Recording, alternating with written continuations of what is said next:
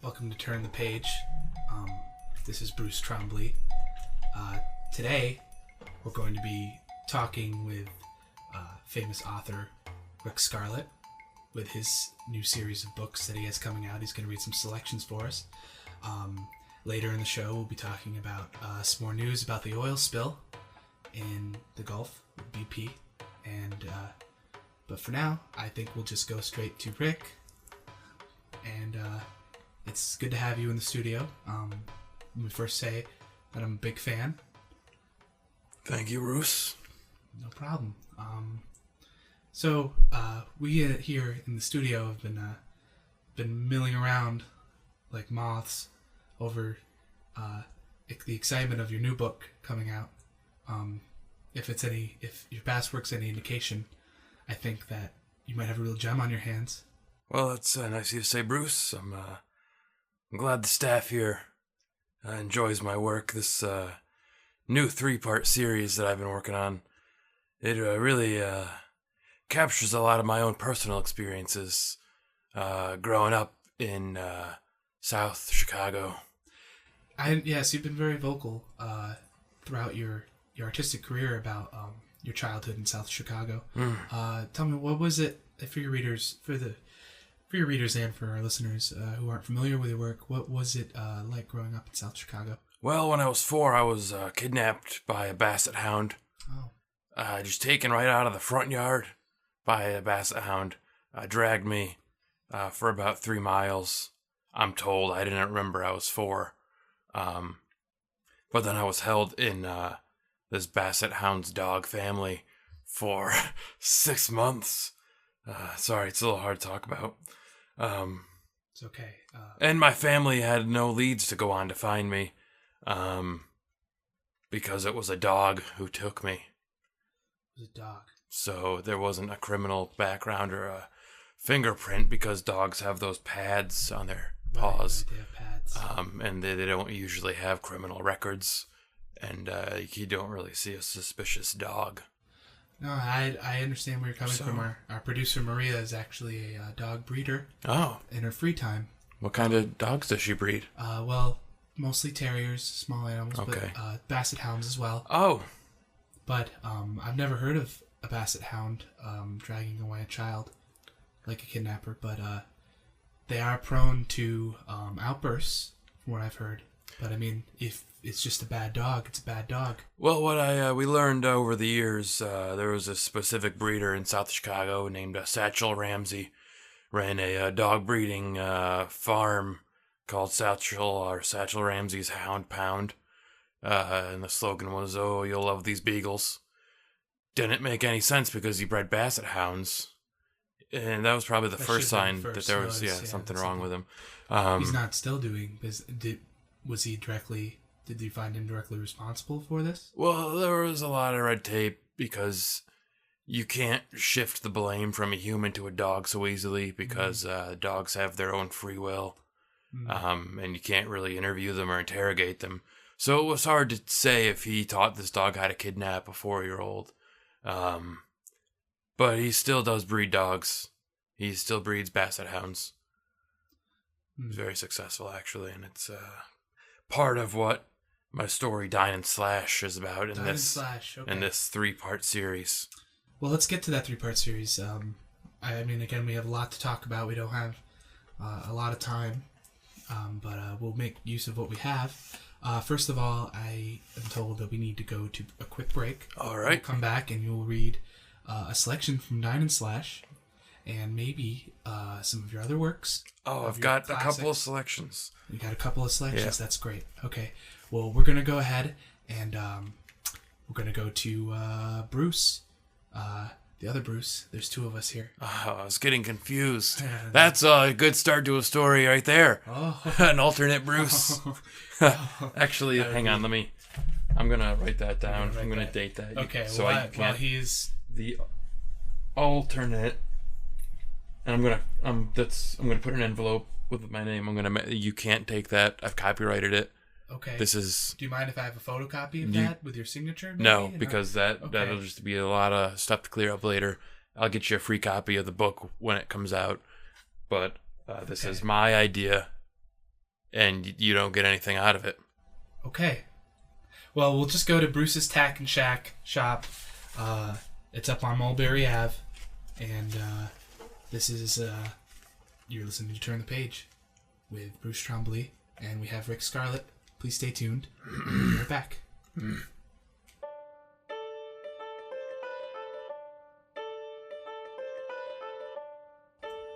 Okay, and we're back. All right.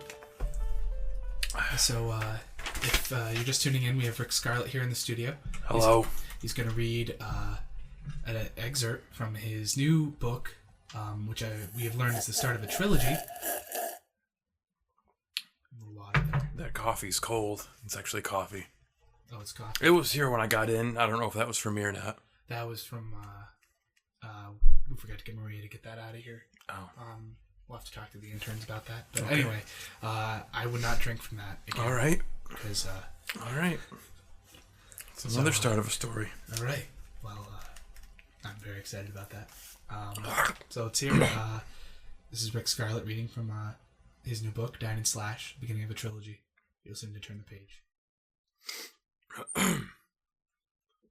The diner was all but empty. A stark nothingness punctuated by a ticking clock and dripping faucet. The smell of burnt bacon and leftover ham. that coffee is... Yeah, I would... Maria, can we just... can we get that out of there? Thank you. Okay. The smell of burnt bacon and leftover ham, coupled only with the stench of shame and regret. Where had everyone gone? And how long had they been gone for? I rang the bell on the counter and found no response. Peering into the kitchen, I was met by a stranger named Terror. A lone waitress face down on the griddle, her throat pouring crimson and her body drained of life.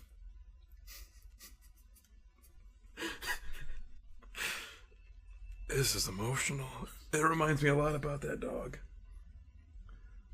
Someone was in the kitchen with Dinah, and her order was up.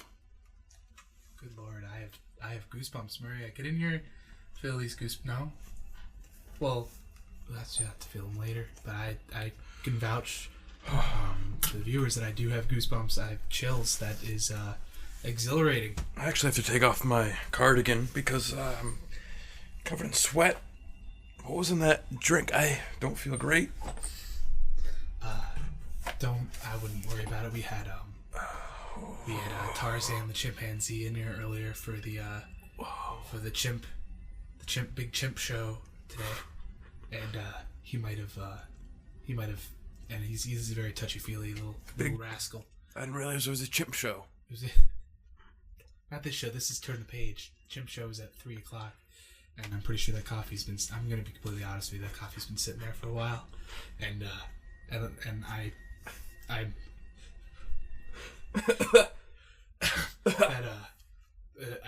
we left the chimp in here for a little while,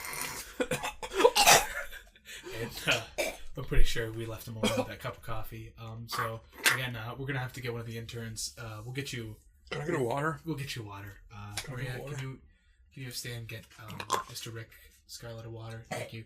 But chimp brew aside, Dine and Slash. Where did the inspiration for this book come from besides your childhood in Chicago? Was there an actual diner or a diner? Well, I always had a fascination with diners. Grew up watching Happy Days. And I always grew up hoping to emulate the Fonzie. He was him, the hey guy. Henry Winkler, we actually had him on our show a couple months ago. Really? Yes. I wish I would have known. Well, again, Turn the Page is on. It's on same time every week, Sunday nights at 8:30. So, but he had a lot to say. He's a very nice man. His new autobiography. Coming out called Winklin with Winkler, and it that sounds describes riveting. a lot of the rape that went on during the show. It's something that it's coming to light So, hey, exactly. So, but anyway, yeah, you had a fascination with diners in South Chicago. Yeah, and a lot of the diners that you would go into South Chicago were blacks only when I was growing up. Yeah. It's just because it was the neighborhood we lived in. My father took off when I was a kid all the time. He was a pilot, so he was always taking off the runway. So he wasn't always home. So my mom just decided to move us into this low rent district of South Chicago, and it was predominantly a white neighborhood. But then I would take the public transportation to the black neighborhood because it was segregated by barbed wire fences. I would go to the diners there, and they would knife me. I liked the thrill. It would give me ideas for stories.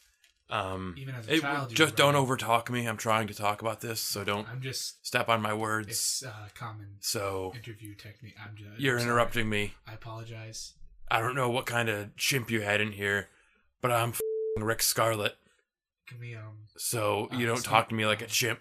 This is I mean this with the utmost respect, Mr. Scarlett. This is public radio. You cannot curse on here. You can talk about whatever you want, but please do not.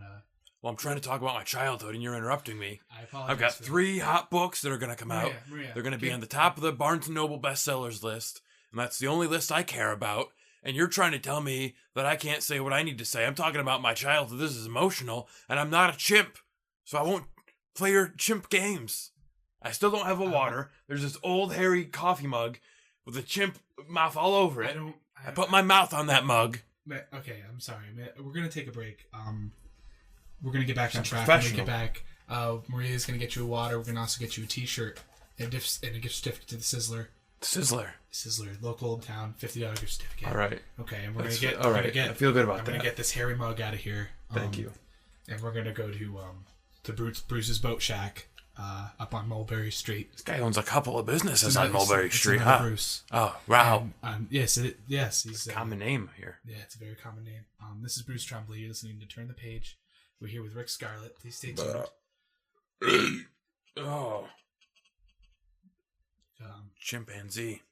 I would like to also stress that the chimp was not my show, and I'm not responsible for the chimp. But we're gonna go to Bruce's Boat Shack. We'll be right back.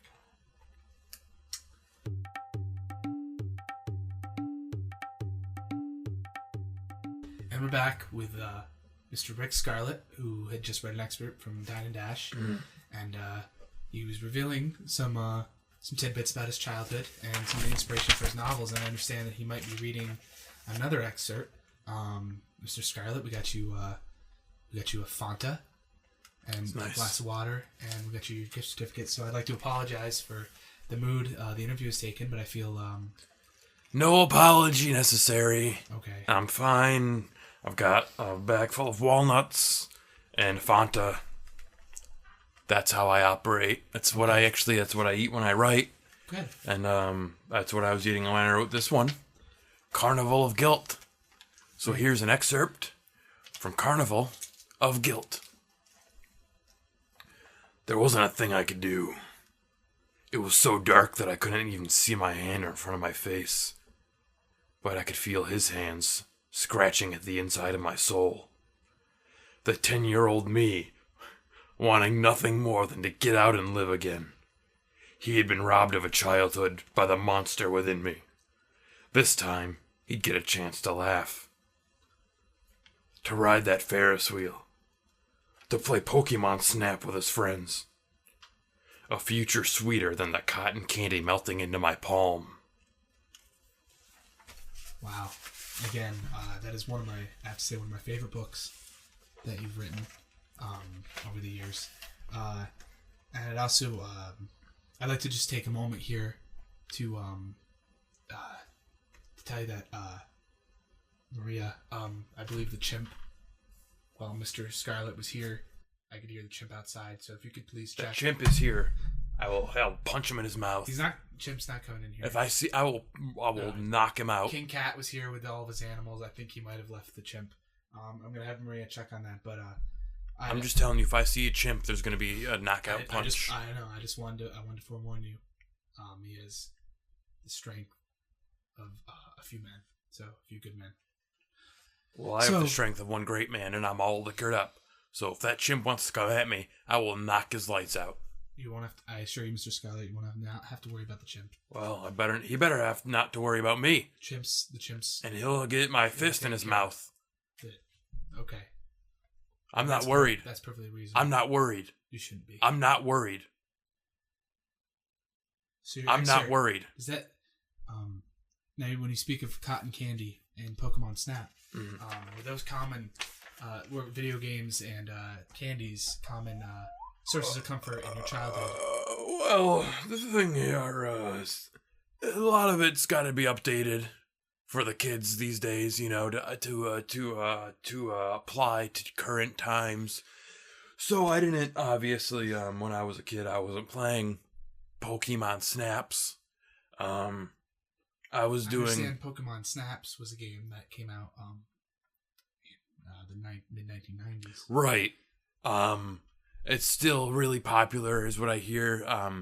It's on the that new PlayStation 2 that came out that all the kids talk about with the video that they hitting the paddle all day long playing the Pokemon Snaps. With it, but it sounds exciting. I mean, I see commercials and I hear the kids say things. It sounds like a great time for kids. So I just took that from what I could gather from the public about the Pokemon Snaps and the cotton candy and the Earth, Wind, and Fire, and that's all updated to the stories from my childhood so it can apply to the current youth movement in these United States.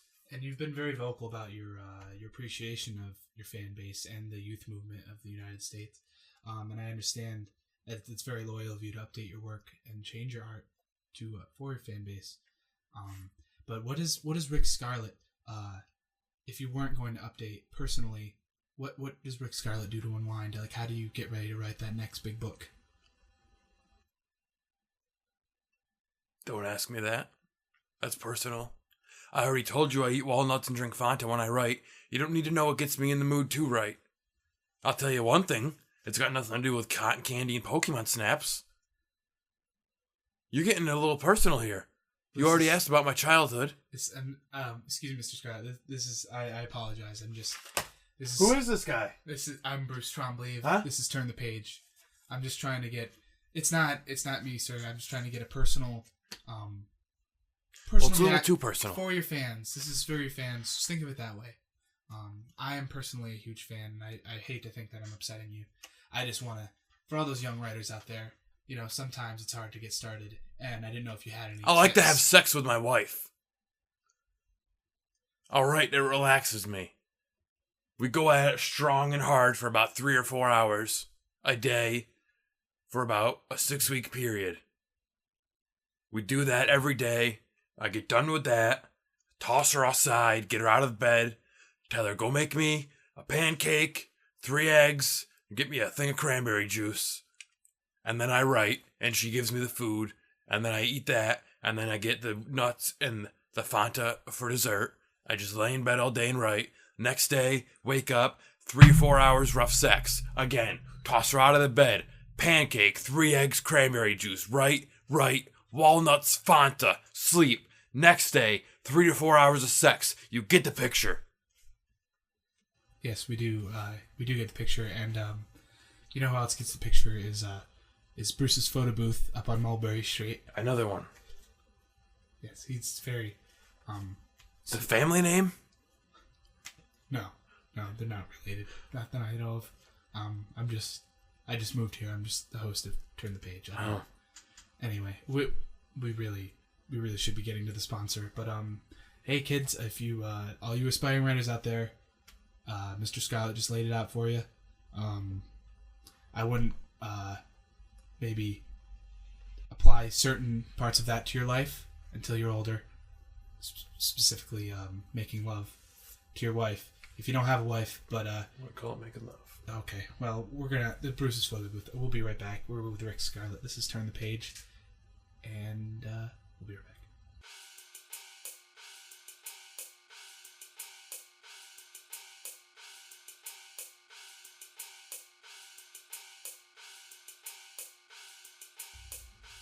Okay, Mr. Scarlett. So we've gone over some parts of your chart. We've gone over what you use to relax to write. And I'd like to also just take a moment to explain that this entire broadcast will be for free on the internet by tomorrow. So if you missed our broadcast with Rik Scarlett or our broadcast with Mr. Winkler a couple months ago, as we mentioned, all can be downloaded in the archive on turnthepage.com. So, I understand that you might have another excerpt for us in a little bit, but I'd like to ask you one more question about your personal life, if that's okay with you. You don't have to. No, let's go for it. You know, you're already in deep already. Okay, so just to recap. As a child, you lived in South Chicago. Right, yep. You were kidnapped and manhandled by... No, I never said I was manhandled. I apologize. You were kidnapped by a beagle. They treated me like gold. You were kidnapped by a beagle. Basset hound. You don't know anything about my life, do you? I've been sitting here talking to you. I've been reading my stories. I've been talking about my life. Mr. Scarlett, I'm just saying it's very confusing because the man ran a beagle shop. No, he ran a Basset hound farm. But the sign said beagles. It said, "Ooh, you love these beagles." That was the commercial. That was the commercial. But he bred Basset hounds. I apologize. The chimp earlier it really riled me up. You were dragged off of your front lawn. Right. By a Basset hound. Yeah. By a man who claimed to train beagles in a commercial. Later on, you spent a lot of time in a black neighborhood being apparently stabbed. Yeah. Repeatedly. And talk about this. It's a 9-inch scar. Steak knife. They got $4 off of me. And I got 16 million when I wrote a book about it. Who's laughing now? I can't because it hurts on that side of my body to laugh. So I guess they're probably laughing. The answer's no. I doubt it. Because I physically can't laugh. So you've read us a few excerpts so far, and again, yes, the question. So you had a rough childhood, and it sounds like you've been very successful since your first book. How have you handled starting as a young, unpopular writer? How have you handled the development of your fame over the years? How most writers sometimes turn in on themselves and self-abuse or self-destruct, whereas you seem to lead a pretty casual life with your Fanta and your hobbies. So what did you do to handle the fame? Hang out. I'm just hang out. You want to shut that door? I hear that chimp, I think. We're going to get the chimp out of here in a minute. Maria, can you get Mr. Scarlett another glass of water and another Fanta, please? Thank you. And could you call King Cat? Is he coming back for the chimp? Get him out of here. This isn't an animal. Tell me I'll punch him square in his jaw. Square in his jaw. I'll punch him. Maria, Mr. Scarlett's going to punch the chimp square in his jaw if you don't get it out of here right now. Call Stan, anybody, I don't care. He's not answering his phone. Well, then you call somebody else. You call them. Maria, listen to me. Maria. Be like Mike Tyson. Be like Mike Tyson throwing a punch at a monkey. I'm going to knock that monkey out. Is that chimp a monkey? Maria's chip a monkey. I don't know. She seems to have, she's taking care of it right now. Okay. Let's just we don't have very much time left. So let's if you'd like to read another excerpt from one of your books. This one's the final piece of the puzzle in this trilogy. It's called Scorpion's Sorrow. Now, as I prepared to lay my seed inside of her wanting womb, her body began to jolt. I thought she was just enjoying herself, but then I heard a sound unlike anything I'd ever heard before. I looked up, hoping to peer into my lover's eyes. But she wasn't there anymore. Her head began to transform into a giant red scorpion. I was shook with fear as she plunged her stinger right into... I can smell that chimp. I swear to God I can smell him. If he's in here. Alright, it seems the chimp is trying to... I was shook with fear as she plunged her stinger right into my dungus. I blacked out. I'm Rik Scarlett. I'm leaving. I'm gonna punch that chimp in the mouth. Mr. Scarlett, please sit down. I'm gone. No, Mr. Scarlett, can you please sit down? Please sit, finish the interview. I'm gonna hit him in his jaw. I understand. King Cat is here. I got 2 fists. I got one for the chimp. I got one for King Cat. Attempting to sedate the chimp. Who would want to date a chimp? Nobody. Another chimp, maybe? I don't know. Again, this is Turn the Page. This isn't the King Cat Wild Show. In fact, I would sincerely like to apologize for the lack of professionalism. It is unprofessional. It is very unprofessional. I run a tight ship here. I don't think you do. We do here at Turn the Page. I'm not responsible for the other McGillicuddies that run shows at this station. So, okay. Well, this has been Turn the Page with we have Rik Scarlett here. If you're just tuning in, I understand there was a chimp in here earlier. It's been sedated. Mr. Scarlett has just finished reading an excerpt from one of his books. Actually, 3 of my books. Well, just now you just finished reading an excerpt. Well, then be more accurate in your reporting. So, I'd like to thank you for stopping by the studio, Mr. Scarlett. I'm honestly a huge fan, and I cannot wait for to read the new book when it comes out. When is that hitting the shelves? It's none of your business. Okay. Well, this has been Turn the Page. August 14th. This has been 2010. So look for that on the Pre-order it August 1st at rikscarlett.com and rikscarlettwrites.com and rikiswriting.org. Okay. Also, I actually was just on my BlackBerry, registered a new domain. You can, August 1st, you'll also be able to pre-order on chimphate.com. So. Okay. Well, again, we're with Rik Scarlett. This entire broadcast will be posted on the radio station's website and at turnthepage.com. And at the end of the broadcast, under the streaming link, you'll find a link to Mr. Scarlett's numerous websites where you can pre-order his new novel that will be coming out at the end of August. Pre-order August 1st, I understand. Okay, so this has been Turn the Page. Next, we're gonna cut to the weekly show of. Well, first we're gonna cut to the news, and then we're gonna go to Bruce's Big World Top. What is that? A dreidel show? Is it about dreidels? Is it a show about dreidels? I've never listened to it. I'm going to stick around. I like dreidels. Okay. I'm going to stick around. I'm going to stay in the studio. Rik Scarlett's staying in the studio. Stick around. Bruce's Big World Top. Yep. Fan of dreidels. This has been Turn the Page. We're going to go to... Don't think much of the Jews, but I love the dreidel. Okay. We're going to go to Bruce's Pizzeria up on Mulberry Street. So, thank you. This has been Turn the Page. This is Bruce Trombley. Stay tuned for Bruce's Big World Top. And we're here with Rik Scarlett. And thank you for listening. You're welcome. Just talking to the viewers. You're welcome.